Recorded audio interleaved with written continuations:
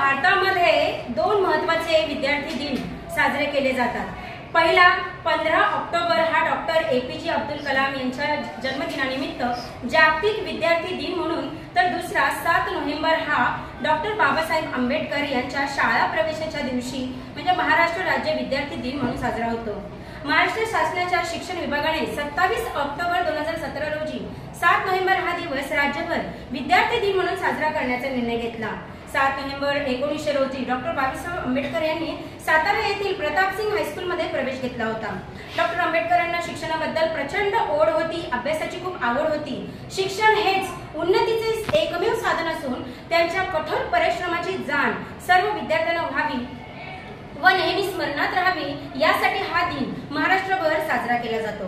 अति उच्च दर्जाची विद्वत्ता व ज्ञान असतानाही डॉक्टर बाबासाहेब आंबेडकरांनी स्वतःला आजन्म विद्यार्थी म्हणून मानलं आणि ते एक आदर्श विद्यार्थी देखील ठरले आहेत। आणि म्हणूनच जगामध्ये आपण पाहिलं तर जे अग्रेसर देश आहेत जसे की USA, जपान, कॅनडा, ब्रिटन यांनी बाबासाहेबांचे पुतळे उभे केलेत व एक आदर्श विद्यार्थी कसा असावा तर ते या स्मारकाद्वारे त्यांनी सांगण्याचा प्रयत्न केलेला आहे।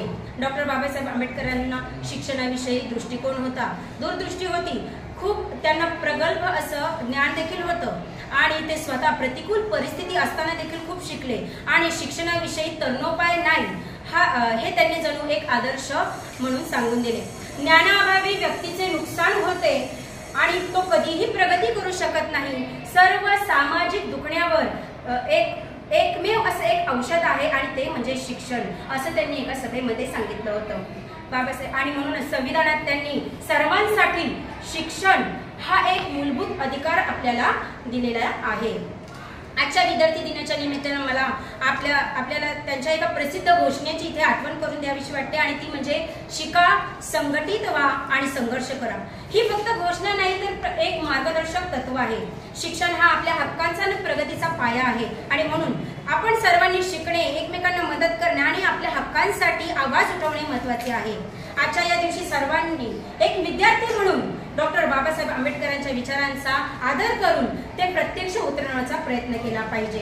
18 तास जो सतत अभ्यास करत राहिला, जो पावाच्या तुकड्यावर भूक भागवली, गरीब परिस्थितीतून पुस्तक नसताना पुस्तक विकत घेऊ शकत नव्हते, मित्रांकडून, शिक्षकांकडून किंवा लायब्ररीतून घेऊन ते शिकले किंवा मग त्यांनी ते वाचलं आणि असं त्यांनी लक्षात ठेवलं कारण पुन्हा ते पुस्तक त्यांच्या हाती येईल याची काही शाश्वती नव्हती।